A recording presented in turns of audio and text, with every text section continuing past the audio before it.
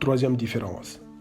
On n'atteint pas la destination souhaitée d'un clin d'œil, comme par magie.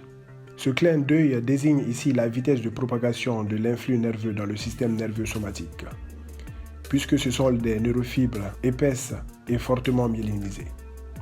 Alors que dans la réalité du système nerveux autonome, le chemin est lent. Tout ça, en fait, pour vous dire que l'influx nerveux est plus lent dans les cellules du système nerveux autonome que dans celles du système nerveux somatique, jusqu'à 20 fois moins élevé. Mais pas seulement. On avait dit que ce voyage transforme une personne en une autre. Les axones préganglionnaires sont minces et faiblement myélinisés, alors que les axones postganglionnaires sont encore plus minces et sont amyélinisés. Je me rappelle d'une citation d'un de mes pères.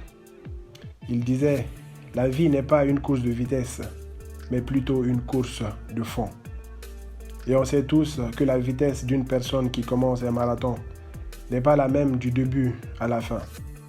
Elle y va en décroissant. De la même manière, comme vous pouvez le voir dans le système nerveux autonome, l'axone postganglionnaire est beaucoup plus lent que dans le préganglionnaire. Donc, les neurones préganglionnaires ne seront pas les mêmes que les neurones postganglionnaires. Voilà ce qu'il faut comprendre ici. Troisième point donc, expliquer avec changement de vitesse. La dernière différence repose sur le résultat de tout ce voyage. Dans nos croyances, on pense qu'à la fin du chemin, c'est le succès qui nous accueille à bras ouverts. Alors que dans la vraie vie, à la fin, on peut tout aussi bien réussir qu'échouer. Interprétation. Dans le système nerveux somatique, les neurotransmetteurs sont toujours excitateurs. Alors que dans le système nerveux autonome, selon le type de récepteur sur l'organe cible, ces neurotransmetteurs peuvent être excitateurs ou inhibiteurs.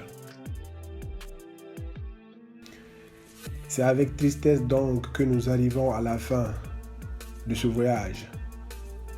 Voilà.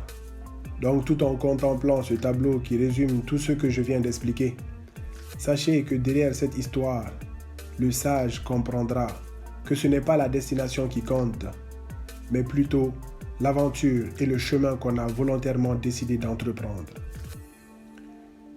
Et le but du voyage de la vie au final, c'est tout simplement d'être capable d'être autonome.